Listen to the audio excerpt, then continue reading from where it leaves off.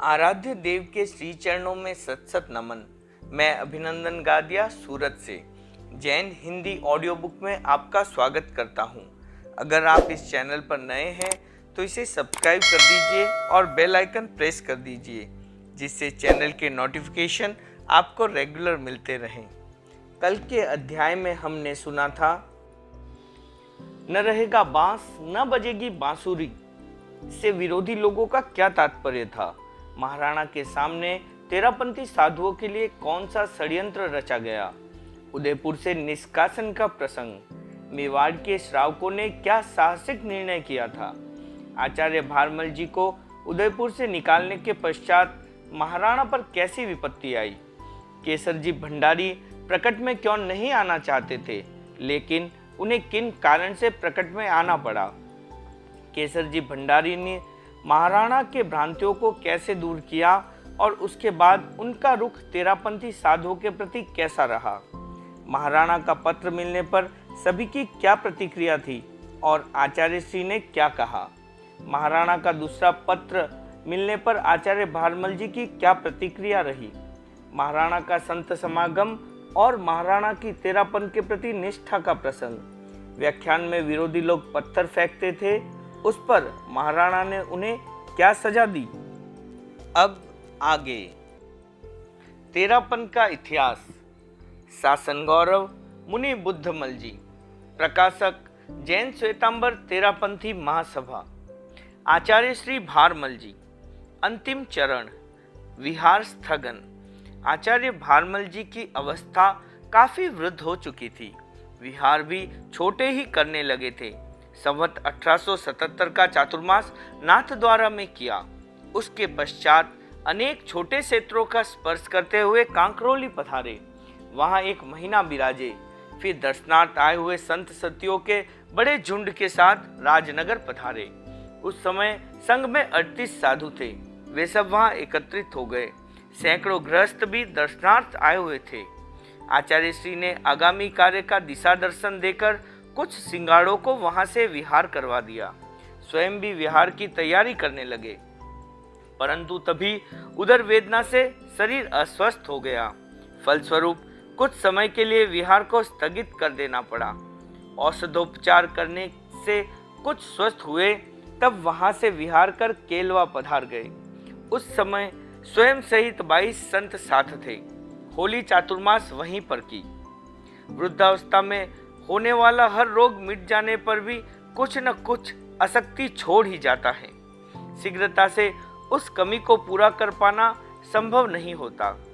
आचार्य भारमल जी केलवा पधार तो गए, परंतु विहार के परिश्रम से शरीर एकदम असक्त हो गया। फलतः रोग ने शरीर को फिर घेर लिया। औषधोपचार किया गया, परंतु कोई विशेष लाभ नहीं हो सका। आचार्य श्री केलवा से आगे मारवाड़ की ओर पधार जाना चाहते थे। वह विहार कर पाना संभव नहीं रहा। तब उस विचार को स्थगित कर दिया। आचार्य श्री बहुत स्पष्टता से अनुभव करने लगे कि जीवन अब अपने अंतिम चरण में प्रविष्ट हो रहा है। युवाचार्य की नियुक्ति। अवस्था के ढलाव और शरीर की क्रमिक क्षीणता को देखकर आचार्य भारमल जी ने धर्म संघ की भावी व्यवस्था कर देने का विचार किया। तेरापंथ में आचार्य के अनेक दायित्वों में यह सबसे अधिक आवश्यक और महत्वपूर्ण दायित्व माना जाता है कि वे उपयुक्त समय पर अपने उत्तराधिकारी की नियुक्ति कर दें। आचार्य श्री को अनुभव हुआ कि अब वह समय आ चुका है। विलंब करने में खतरा हो सकता है। अपने युग के अनेक प्रभावशाली और योग्य मुनियों में से उन्होंने युवक मुनि रायचंद जी का नाम चुना। उसी समय नियुक्ति पत्र लिखा गया और उसमें सबके हस्ताक्षर करवाए गए। जन समुदाय के बीच अपनी चादर उठाकर मुनि रायचंद जी को विधिवत युवाचार्य घोषित कर दिया गया। वह कार्य केलवा में संवत 1877 चैत्रादि 1878 वैशाख कृष्णा नवमी गुरुवार को संपन्न हुआ। तपस्या में अभिरुचि। कंखे गुणे जाव शरीर भेऊ। साधु अंतिम सांस तक गुण वृद्धि की आकांक्षा करता रहे। आचार्य भारमल जी इसी आगम शिक्षा के एक मृत उदाहरण थे। उन्होंने अपने शरीर की शक्ति को घटते हुए देखा तो सोचा कि अब मेरे लिए जनपद विहार के द्वारा लोगों में धर्म प्रसार कर पाना संभव नहीं है। क्षीण हुई शारीरिक क्षमता को पुनः प्राप्त कर लेना कठिन था। अतः उन्होंने शरीर से तत्काल दूसरा काम लेने की तैयारी कर ली। उन्होंने संतों को बुलाकर कहा, शरीर नश्वर है, अतः उसके विनाश में तो किसी को आश्चर्य हो ही नहीं सकता, परंतु मैं चाहता हूं कि उसके विनाश से पहले उससे कुछ सार और खींच लूं। धर्म प्रसार का कार्य मैंने किया है, पर अब शरीर उसके उपयुक्त नहीं रह गया है। अतः मेरी अभिरुचि संलेखना तप प्रारंभ करने की हो रही है। संतों ने औषधि प्रयोग के लिए प्रार्थना की, पर उन्होंने अपने विचारानुसार तपस्या की औषधि को ही प्रमुखता देने का विचार दोहराया। संलेखना तप प्रारंभ करते हुए उन्होंने पहल वैशाख कृष्णा अष्टमी से चौविहार तेला किया। उसके पश्चात तो तपस्या का एक सिलसिला ही चालू हो गया। उपवास, बेले, तेले और चोले तक की तपस्या अनेक बार दोहराई गई। पारने के दिन भी वे उन्नोदरता के लिए अति अल्प मात्रा में ही भोजन लिया करते थे।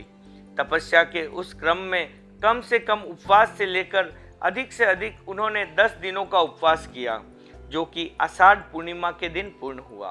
उसके पश्चात श्रावण महीने में एकांतर उपवास चालू किए। बीच बीच में बेला आदि की तपस्या भी होती रही। इस प्रकार उन्होंने बड़ी शूरवीरता के साथ तपस्या के द्वारा अपने शरीर को काफी क्षीण कर दिया। आत्मान्य पुद्गलश्चान्य, आत्मा और पुद्गलमय शरीर ये दोनों एक नहीं है, किंतु भिन्न भिन्न हैं। यह भावना उनकी तपस्या में व्याप्त थी। पूर्ण मानसिक समाधि के साथ वे अपने निर्णीत मार्ग पर चलते रहे। दर्शनार्थियों का आगमन। केलवा में आचार्य भारमल जी का लगभग 9 महीने तक लगातार विराजना हुआ। संवत 1877 की फाल्गुन शुक्ला त्रयोदशी को वे पधारे थे और संवत 1878 के मार्गशीर्ष की पूर्णिमा तक विराजे। उस वर्ष का चातुर्मास अयाचित वरदान के रूप में केलवा को मिला। वह उनका अंतिम चातुर्मास था। वहाँ उनके साथ 8 संत और थे। उनके नाम इस प्रकार हैं: मुनि खेतसी जी, मुनि रायचंद जी, मुनि जीवो जी, मुनि रामचंद जी, मुनि वीरधो जी, मुनि हिर जी, मुनि शिव जी और मुनि जीवो जी, जिन्हें मुनि छोटे भी कहते थे। स्थानीय जनता के लिए चातुर्मास की प्राप्ति जहाँ परम प्रसन्नता की बात थी, वहाँ आचार्य श्री के शरीर की अस्वस्थता चिंता का विषय भी बनी हुई थी। तपस्या प्रारंभ कर देने पर उनके स्वास्थ्य में थोड़ा सुधार अवश्य हुआ, पर वह अस्थायी था। बीच बीच में गड़बड़ बढ़ जाती थी। शारीरिक अस्वस्थता तथा तपस्या के समाचार जब जनता में दूर दूर तक पहुँचे तो मेवाड़ तथा मारवाड़ से सहस्त्रों लोग दर्शन के लिए आने लगे। उस समय मारवाड़ या मेवाड़ में यात्रा के साधन बहुत ही अपर्याप्त थे। रेल आदि का तो विकास ही बाद में हुआ था, पर वहाँ तो सड़कों आदि की भी सुविधा नहीं थी। सारा गमनागमन बैलगाड़ियों और घोड़ों पर ही अवलंबित था। मारवाड़ से मेवाड़ में आते समय केवल घोड़ों पर ही निर्भर रहना पड़ता था। अरावली पर्वत श्रेणी में से होकर बैलगाड़ी जा नहीं सकती थी। इन सब दुविधाओं के बावजूद भी गुरु दर्शन के अभिलाषी धर्म प्रेमी व्यक्ति वहां पहुंचे और आचार्य श्री के दर्शन कर कृत्य हो गए।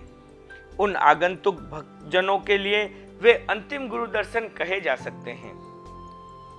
चातुर्मास समाप्त होने पर संत सतियों का भी आगमन प्रारंभ हो गया। बहुत शीघ्र ही वे काफी संख्या में उपस्थित हो गए। वस्तुतः गुरु दर्शन की अभिलाषा साधु साधुओं के पैरों में एक त्वरता भर देती है। उनकी उस समय की गति अन्य अवस्था की गति से स्वभावतः भिन्न हो जाती है। गुरु दर्शन की उत्कृष्ट अभिलाषा लिए जब वे गुरु के चरणों में उपस्थित होते हैं तो उनका मार्ग श्रम एक साथ ही समाप्त हो जाता है। उस समय की उनकी मानसिक तृप्ति उनके शरीर को भी तृप्त कर देती है। यह एक ऐसी आंतरिक खुराक है जो पिपासित व्यक्तियों को शीतल वायु के झोंके की तरह तृप्त कर जाती है, पर वह तृप्ति किधर से आती है इसका कोई पता नहीं लग पाता। अंतिम शिक्षा। चतुर्विधि संघ की काफी बड़ी मात्रा में उपस्थिति थी। आचार्य भारमल जी ने उस अवसर का उपयोग संघ के लिए संबल स्वरूप अंतिम शिक्षा देने में किया। उनकी शिक्षा का संक्षेप में सार यह था, सब साधु साध्वियां आचार विचार में सावधान रहें, भिक्षु शासन में दृढ़ निष्ठा रखना तथा स्वामी जी की सर्व मर्यादाओं का अखंड रूप से पालन करते रहना आदि। आत्महित और संघ हित को दृष्टि में रखते हुए आचार्य श्री ने अस्वस्थ अवस्था में भी उस दिन लगभग 1 प्रहर तक लगातार विराज कर सबको आश्चर्यचकित कर दिया। संघ व्यवस्था के अपने उत्तरदायित्व में उनकी पूर्ण जागरूकता का यह एक ज्वलंत उदाहरण कहा जा सकता है। इस जागरूकता के साथ ही आत्म जागरूकता भी उनमें परिपूर्ण रूप से थी। आत्म भावों की तीव्रतम सरलता के साथ उस अवसर पर उन्होंने आत्मलोचन किया। अपने समस्त जीवन का सिंहावलोकन करते हुए उन्होंने ज्ञात तथा अज्ञात रूप से किसी भी व्यक्ति के साथ हुए कटु व्यवहार के लिए क्षमा याचना की। फिर राजनगर बड़ा नगर था, अतः केलवा की अपेक्षा औसत आदि का योग वहां अधिक ठीक बैठ सकता था। इसलिए जनता ने वहां पधारकर उपचार कराने की प्रार्थना की। आचार्य श्री ने उस बात को मान लिया और विहार करके राजनगर पधार गए। वहां औषधोपचार प्रारंभ किया गया। धीरे धीरे शरीर में साता होने लगी, अन्न की रुचि भी बढ़ी, शक्ति भी ठीक रहने लगी। सबको लगा कि अब रोग पर विजय पा ली गई है। किंतु तभी एक दिन अचानक ही उनको काल ज्वर ने घेर लिया। फलस्वरूप बोलना बंद हो गया और वे मूर्छित प्राय हो गए। श्रावकों ने आचार्य श्री की शारीरिक स्थिति की गिरावट को देखकर तत्काल पार्श्ववर्ती गांवों के श्रावकों को सूचना भेज दी, जिससे वे गुरुदेव के अंतिम दर्शन कर सके। सागरिक अनशन। माघ कृष्णा सप्तमी का वह दिन था। लगभग प्रहर रात्रि व्यतीत हो चुकी थी।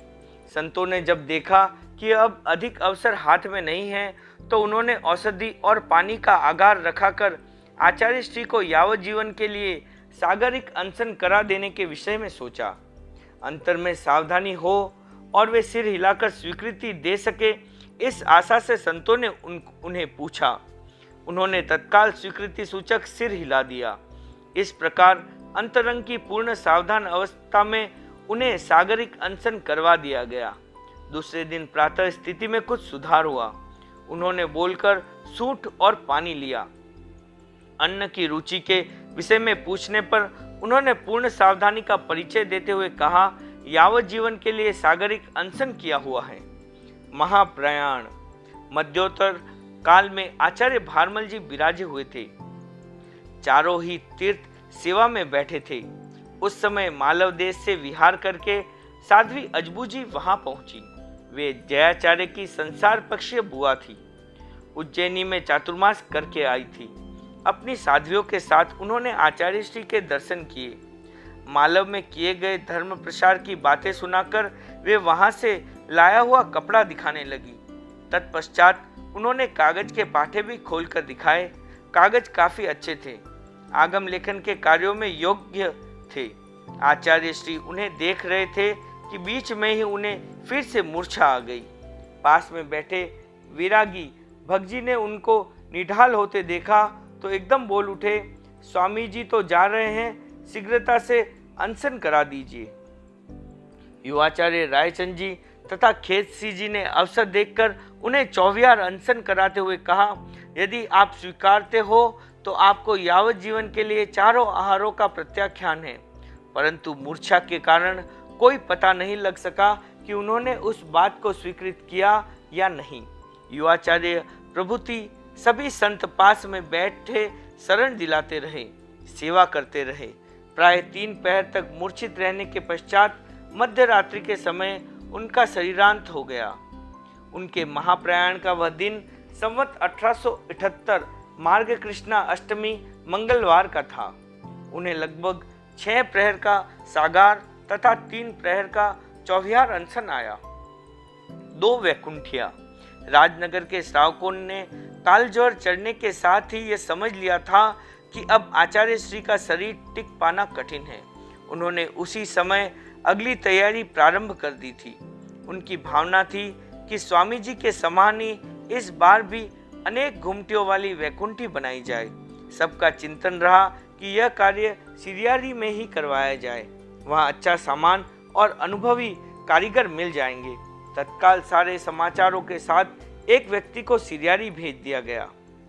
उनका अनुमान था कि समाचार पहुंचते ही कार्य प्रारंभ कर देने से रात भर में वह पूर्ण हो जाएगा और दूसरे दिन वैकुंठी यहाँ पहुंच जाएगी। सिरियारी वालों ने यथाशीघ्र कार्य प्रारंभ करवा दिया।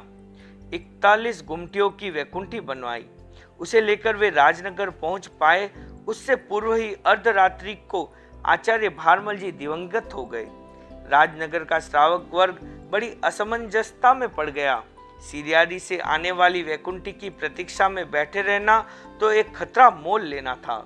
ग्रामांतर से आने वाली वस्तु यथासमय पहुंच जाए, इसका क्या विश्वास। उन्होंने तब स्थानीय कारीगरों को बुलवाया और रात भर के परिश्रम से दूसरी वैकुंठी तैयार करवा दी। संयोग ही समझना चाहिए कि इसकी पूर्ति के साथ ही सिरियारी वाली वैकुंठी भी वहां पहुंच गई। स्थानीय श्रावक वर्ग के सामने तब एक दूसरी समस्या खड़ी हो गई कि अब वह किसे छोड़े और किसे काम में ले। एक वैकुंठी अपनी देख रेख में बनी थी अतः मानसिक स्तर पर प्रिय थी, तो दूसरी अपनी साज सज्जा से नयनाभिराम होने के साथ साथ निवेदन करके बनवाई गई थी। वे न अपने श्रम की अवमानना करना चाहते थे और न अपने निवेदन पर किए गए दूसरों के श्रम की। फलतः समन्वयकारी निर्णय लिया गया कि मेवाड़ वाली वैकुंठी में आचार्य श्री के शरीर को विराजमान किया जाए और उसके ऊपर मारवाड़ वाली वैकुंठी का 41 गुमटियों वाला भाग चढ़ा दिया जाए। बस निर्णय की देर थी। कारीगरों ने यथावश्यक परिवर्तन के साथ अत्यंत त्वरितता से वह कार्य संपन्न कर दिया। 2 खंड वाली वैकुंठी को देखकर लोग उसे देव विमान से उपमित करने लगे। दरवाजे की बाधा। भक्ति प्रवण मेवाड़ी लोगों का उत्साह समुद्र की तरह हिलोरे मार रहा था। वे अपने आराध्यों के चरमोत्सव को अद्वितीय बनाने में लगे हुए थे। सुगंधित जल से शरीर का प्रक्षालन कर उसे नाना प्रकार से सजाया गया। जरी की मुख वस्त्रिका बांधी गई, सिर पर जड़ाऊ की टोपी पहनाई गई, उस पर किलंगी लगाई गई और भी न जाने क्या क्या किया गया। युग युग के अपने मानदंड होते हैं।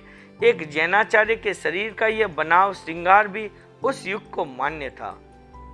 आचार्य श्री भारमल जी के दिवंगत होने की बात रात भर में दूर दूर तक पहुंच चुकी थी। माँ कृष्णा आठम के प्रभात काल तक सैकड़ों गांवों से सहस्त्रों लोग वहां एकत्रित हो गए। शरीर को वैकुंठी में रखा गया। तब तक जनता का समुद्र लहराने लगा था। बाजे गाजे के साथ शोभा यात्रा बाजार से होती हुई आगे बढ़ी। जब वह नगर के दरवाजे पर पहुंची तो वहां एक समस्या खड़ी हो गई। वैकुंठी दरवाजे से निकल नहीं पाई। दरवाजे के ऊपरी भाग की चौड़ाई जहां क्रमशः संकुचित होने लगती है, वहां जाकर वैकुंठी की चौड़ाई अटक गई। किसी ने कहा वैकुंठी का ऊपर वाला भाग उतार दिया जाए, परंतु वह बात किसी को मान्य नहीं हुई। पीछे से अनेक लोगों की सम्मिलित आवाज आई कि इस जर्जर दरवाजे को ऊपर से तोड़ दिया जाए। अग्रणी लोग चिंताकुल हुए। दरवाजा तोड़कर महाराणा का कोप भाजन बनना उन्हें किसी प्रकार उचित नहीं लग रहा था, परंतु उस समय की आवश्यकता को भी गौण नहीं किया जा सकता था। आखिर पुनः यथावत बना देने के निर्णय पर उसे ऊपर से तोड़ दिया गया और तब जुलूस आगे बढ़ा। चमत्कारी चादर। दाह संस्कार दोधंदा के नाले के किनारे चंदन की लकड़ी से किया गया। कहा जाता है कि आचार्य श्री के शरीर पर धारण करवाई गई पछेवड़ी जली नहीं। लोग उस चमत्कारी चादर पर टूट पड़े। जिसके हाथ में जितना अंश आया वह उतना ही वरदान समझकर ले गया।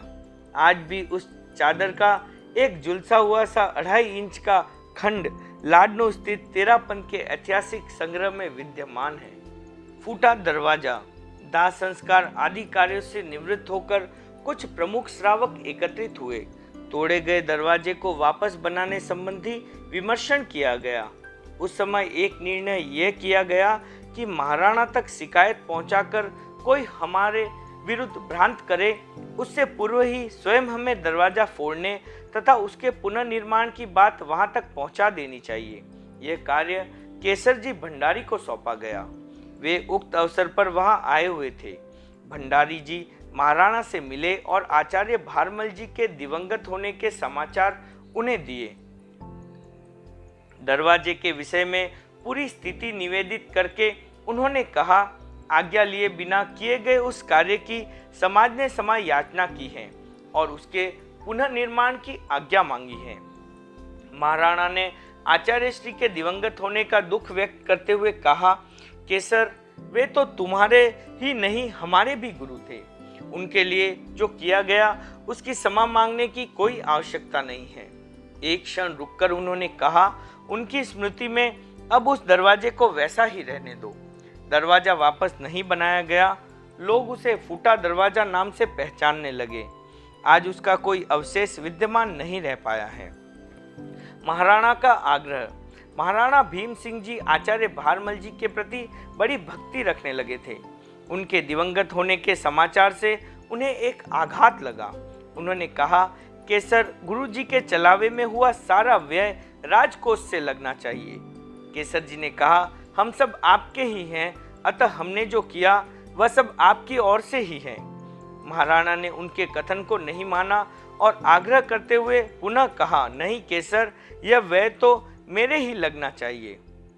महाराणा के आग्रह को देखकर केसर जी बड़ी असमंजसता में फंस गए। उनके लिए महाराणा की इच्छा के विरुद्ध कुछ भी कह पाना तथा कर पाना संभव नहीं था। उधर अपना एवं अपने समाज का प्रश्न था। वे उसे भी इस कार्य से वंचित कैसे रख सकते थे। वे जानते थे कि समाज किसी भी स्थिति में इस बात को मान्य नहीं करना चाहेगा। उन्होंने तब एक बार पुनः महाराणा को अपनी तथा अपने समाज की भावना से अवगत कराने का प्रयास किया। उन्होंने कहा, आप जिस प्रकार आचार्य भारमल जी के प्रति श्रद्धा रखते हैं उसी प्रकार जनता भी रखती हैं। वे सबके ही गुरु थे। इस अवसर पर यदि अकेले आप ही व्यय का भार वहन करेंगे तो जनता की भावना को तृप्ति कैसे मिलेगी। इस अवसर में आपको मेरी प्रार्थना स्वीकार करनी ही होगी और जनता को भी अवसर देना होगा। आखिर महाराणा ने भंडारी जी की बात को मान लिया। उन्होंने कहा, इस व्यय में सिरनामे मेरा रहना चाहिए। शेष में तुम लोग जैसे चाहो वैसे परस्पर विभक्त कर सकते हो। इस प्रकार आचार्य भारमल जी के देह का संस्कार महाराणा और जनता के सम्मिलित व्यय से संपन्न हुआ। चलावे में उस समय 1100 रुपए का व्यय हुआ था। ज्ञातव्य विवरण। महत्वपूर्ण वर्ष। आचार्य श्री भारमल जी का जन्म संवत 1804 में हुआ। उनकी द्रव्य दीक्षा 1813 मार्गशीर्ष कृष्णा प्रतिपदा। उनकी भाव दीक्षा संवत 1817 आषाढ़ पूर्णिमा को हुई। उन्हें युवाचार्य पद 1832 मार्गशीर्ष कृष्णा सप्तमी को प्रदान किया गया। उन्हें आचार्य पद संवत 1860 भाद्रपद शुक्ला त्रयोदशी को प्रदान किया गया। उनका स्वर्गवास 1878 मार्ग कृष्णा अष्टमी को हुआ। महत्वपूर्ण स्थान। आचार्य श्री भारमल जी का जन्म बड़ा मुहा में हुआ। उनकी द्रव्य दीक्षा बागोर में हुई। उनकी भाव दीक्षा केलवा में हुई। उन्हें युवाचार्य पद बिठोड़ा में दिया गया। उन्हें आचार्य पद सिरियारी में प्राप्त हुआ और उनका स्वर्गवास राजनगर में हुआ। आयुष्य विवरण। आचार्य श्री भारमल जी गृहस्थ अवस्था में 10 वर्ष तक रहे। द्रव्य दीक्षा का उनका आयुष्य 4 वर्ष का था। साधारण साधु के तौर पर वे 15 वर्ष तक रहे। युवाचार्य काल उनका 28 वर्षों का था। आचार्य काल 18 वर्ष का था और सर्व आयु उनकी 75 वर्ष की थी। विहार क्षेत्र। आचार्य भारमल जी के विहार क्षेत्र स्वामी जी की तरह राजस्थान के तत्कालीन राज्य मेवाड़, मारवाड़, ढूंढाड़ और हाड़ौती ही थे। चातुर्मास। आचार्य भारमल जी ने 3 चातुर्मास द्रव्य दीक्षा के समय स्वामी जी के साथ क्रमशः सादड़ी, राजनगर और जोधपुर में किए। 44 चातुर्मास तेरापन के आचार्य बनने से पहले किए। उनमें से केवल एक संवत 1824 का चातुर्मास स्वामी जी से पृथक बगड़ी में किया, शेष सब स्वामी जी के साथ ही किए। आचार्य अवस्था में 18 चातुर्मास किए। उनका विवरण इस प्रकार है।